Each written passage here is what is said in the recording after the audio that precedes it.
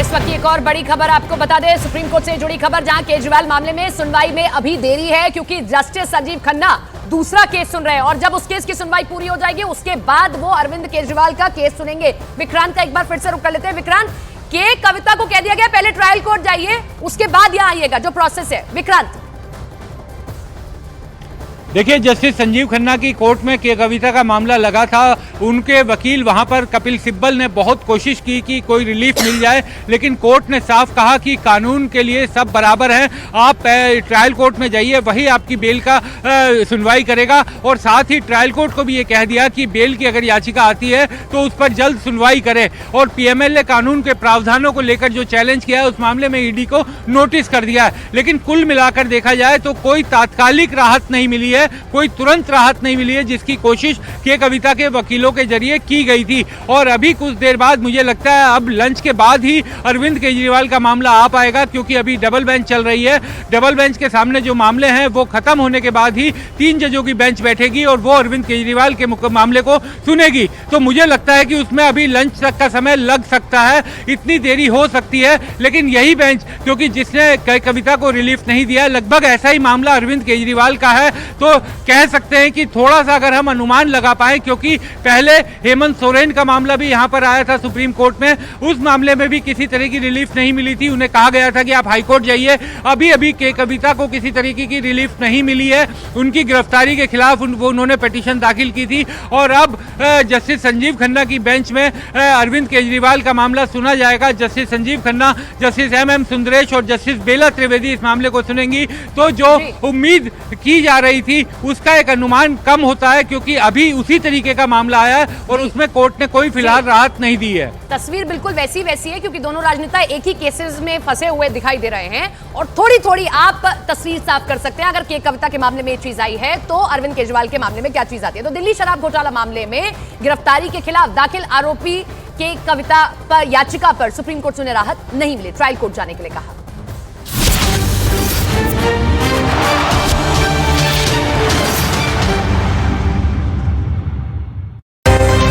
पर जिस तरह से गिरफ्तारी हुई है दिल्ली के सीएम अरविंद केजरीवाल को, उसको लेकर बीजेपी ने एक पोस्टर जारी किया है। बता दें आपको, अभी ये तस्वीरों में आप देखिए, ये पोस्टर है और इस पोस्टर में आप देखिए चौथा जो शख्स है वो दिल्ली का सीएम अरविंद केजरीवाल का चेहरा है। लिखा है चोर मचाए शोर। जिस तरह से गिरफ्तारी को लेकर आम आदमी पार्टी ने बवाल काटा हुआ है, उसको लेकर अब बीजेपी ने एक तरह से बीजेपी हमलावर हो गई है। एक पोस्टर रिलीज किया गया जिसमें आप देख रहे हैं तस्वीरें सत्येंद्र जैन की सेंटर में, आप देखिए ब्लैक एंड व्हाइट पे, उसके अलावा मनीष सिसोदिया, संजय सिंह और अब दिल्ली के सीएम अरविंद केजरीवाल की सबसे आगे पोस्टर में फोटो है। और यह पोस्टर बीजेपी ने रिलीज किया है और इसमें लिखा है बड़ा बड़ा चोर मचाए शोर।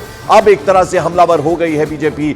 दूसरी तरफ हम जैसा कि आपको बता रहे हैं कि जबरदस्त बवाल काटा आम आदमी पार्टी के तमाम जो मंत्री हैं वो एक एक करके, जब कल ईडी की टीम पहुंची थी सरकारी आवास पर अरविंद केजरीवाल के, तो उन्होंने वहां पर पहुंचना शुरू कर दिया था। हालांकि पुलिस ने मिलने की इजाजत नहीं दी, जबरदस्त तरीके से वहां बैरिकेडिंग की गई थी उनके सरकारी आवास पर। लेकिन अब जो है बीजेपी पूरी तरह से हमलावर हो गई है। एक पोस्टर बाकायदा रिलीज कर दिया गया जिसमें बड़ा बड़ा लिखा गया है चोर मचाए शोर। और आज की बड़ी खबर आपको बता दें, दिल्ली के सीएम अरविंद केजरीवाल की गिरफ्तारी से जुड़ी हुई खबर है, जिसको लेकर अब सियासी हंगामा जोर पकड़ रहा है। प्रवर्तन निदेशालय ने दिल्ली के सीएम अरविंद केजरीवाल को कल रात गिरफ्तार किया।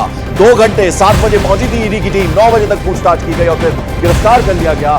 पूरी रात ईडी के दफ्तर में काटी है दिल्ली के सीएम अरविंद केजरीवाल ने। थोड़ी देर बाद केजरीवाल को राहुल गांधी कोर्ट में पेश करने की तैयारी चल रही है। हालांकि पूछताछ का जो सिलसिला है रात में नहीं चला, जब घर से ईडी दफ्तर लेकर गई थी लॉकअप पे जहां अरविंद केजरीवाल है। लेकिन आज 8 बजे के करीब का ही वक्त है जब एक बार फिर से पूछताछ होगी और उसके बाद जैसे कि हम आपको बता रहे हैं राहुल गांधी कोर्ट में पीएमएलए कोर्ट है, वहां पेश करना है। अब देखना यह होगा कि फिजिकली पेश किया जाता है या फिर वीडियो कॉन्फ्रेंसिंग के जरिए, यह देखने वाली बात होगी। देश भर में आम आदमी के जो पार्टी के कार्यकर्ता है वो प्रदर्शन की बात कर रहे हैं।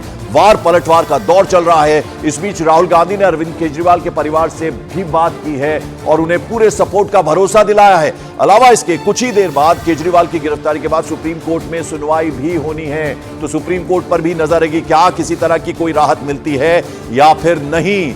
और हमारे तमाम सहयोगी इस वक्त हमारे साथ जुड़ रहे हैं, एक एक करके उनका हम रुख करेंगे। दीपक बिष्ट हमारे सहयोगी अरविंद केजरीवाल के घर के बाहर मौजूद है। उसके अलावा प्रियंका कांडपाल राउज एवेन्यू कोर्ट में मौजूद है और साथ ही साथ जो आम आदमी पार्टी का ऑफिस है वहां पर हमारे सहयोगी एक और मौजूद है, लेकिन ईडी के दफ्तर पर इस वक्त आनंद तिवारी मौजूद है। तो सबसे पहले जावेद, जरा आपके पास आना चाहूंगा, क्या इंफॉर्मेशन इस वक्त आपके पास? देखिए, आम आदमी पार्टी ने सुबह 10 बजे का प्रोटेस्ट कॉल किया हुआ है और यही वजह है कि आम आदमी पार्टी की तरफ आने वाले तमाम रास्तों को बंद कर दिया गया है। 3 रास्तों से आप यहां पहुंच सकते हैं। अगर मिंटो रोड से आएंगे तो ये एक रास्ता है, आप देखिए यहां पर बैरिकेड्स लगाए गए हैं। इसके अलावा इस डीडी उमार पर जहां आम आदमी पार्टी का ऑफिस है, ये आईटीओ की तरफ से आएंगे तो आईटीओ पर ही बैरिकेड्स लगाए गए हैं करीब 1.5 किलोमीटर दूर। इस रास्ते से आप नहीं आ सकते। बहादुर शाह जफर मार्ग पर बैरिकेड्स लगाए गए हैं। चूंकि आम आदमी पार्टी का दफ्तर राउज एवेन्यू कोर्ट के पास है तो सुरक्षा के बंदोबस्त और बढ़ा दिए जाते हैं, क्योंकि 2 चीजें एक साथ होनी है, एक प्रोटेस्ट होना है, दूसरा सुनवाई के लिए भी राउज एवेन्यू कोर्ट में यहां आ सकते हैं। मेरे दाएं तरफ राउज एवेन्यू कोर्ट है, तो लिहाजा यहां पर किसी तरह की कानून व्यवस्था की स्थिति उत्पन्न ना हो, यहां पर बहुत भारी सुरक्षा के इंतजाम किए हैं। ये आम आदमी पार्टी का दफ्तर है। यहां पर ही असेंबल होने के लिए आम आदमी पार्टी के कार्यकर्ताओं को कहा गया है और यहां से बीजेपी मुख्यालय, जो कि यहां से कुछ ही मीटर की दूरी पर है, वहां पर कूच करेंगे। लेकिन सबसे बड़ा सवाल यह है पंकज, क्या आम आदमी पार्टी के कार्यकर्ता यहां तक पहुंच पाएंगे? क्योंकि चप्पे चप्पे पर दिल्ली पुलिस की मौजूदगी है और भारी सुरक्षा इंतजाम पुलिस ने किए हुए हैं। और देखिए, बैरिकेड्स भी कोई सामान्य बैरिकेड्स नहीं लगाए हैं। दिल्ली पुलिस ने अलग तरह के बैरिकेड्स पिछले कुछ दिनों में मंगाए हैं और अब ये इस तरह पर यहां पर इनको लगाए जाते हैं। तो पूरी तैयारी दिल्ली पुलिस बिल्कुल, तो ऐसे में आम आदमी पार्टी जो ये कह रहे हैं कि वो अपने दफ्तर पहुंचेंगे, उसके ठीक सामने बीजेपी का दफ्तर भी है, बीजेपी हेडक्वार्टर भी है, राउज एवेन्यू कोर्ट भी वहां पर है। तो ऐसा लगता नहीं है कि वहां उन्हें इकट्ठा होने दिया जाएगा। आज राउज एवेन्यू कोर्ट में अरविंद केजरीवाल की पेशी होनी है। राउज एवेन्यू कोर्ट से एनफोर्समेंट डायरेक्टरेट अरविंद केजरीवाल की कस्टडी मांगेगी, मैक्सिमम कस्टडी मांगेगी। वीडियो कॉन्फ्रेंसिंग के जरिए अरविंद केजरीवाल की पेशी हो सकती है। सुरक्षा के लिहाज से, सुरक्षा के मद्देनजर सुबह यह फैसला लिया जाएगा, यानी अब से कुछ देर में यह फैसला ले लिया जाएगा। राउज एवेन्यू कोर्ट के बाहर भारी सुरक्षा के इंतजाम किए गए हैं। मेरी सहयोगी प्रियंका कांडपाल इस वक्त राउज एवेन्यू कोर्ट के बाहर मौजूद है। प्रियंका, क्या पॉसिबिलिटी नजर आ रही है, क्योंकि सुरक्षा एक बड़ा कंसर्न जरूर है, तो ऐसे में क्या वीडियो कॉन्फ्रेंसिंग के जरिए पेश किया जाएगा, फिजिकली लाया जाएगा? क्या कोई अपडेट, क्या कोई इंफॉर्मेशन आपके पास? देखिए पंकज, अब तक जो जानकारी मिल रही है उसमें ये कहा जा रहा है कि ज्यादा चांसेस फिजिकली अपीयरेंस के ही हैं। बहुत ज्यादा अगर ऐसी कोई मुश्किल होती है या कानूनी अड़चन होती है तो वीडियो कॉन्फ्रेंसिंग का इस्तेमाल किया जाता है और यही कारण है कि फिजिकल अपीयरेंस के चलते अगर आप देखेंगे, देखिए लोगों ने अभी थोड़ा सा बैरिकेड खुद खोल दिया है, पर ये पूरा रास्ता जो आपको नजर आ रही है राउज एवेन्यू कोर्ट की तरफ आने वाला रास्ता है, यानी कि ठीक दीनदयाल उपाध्याय के बगल वाली सड़क, बीच में राउज एवेन्यू कोर्ट है, उस तरफ दीनदयाल उपाध्याय मार्ग, और ये इस वक्त कोर्ट के बाहर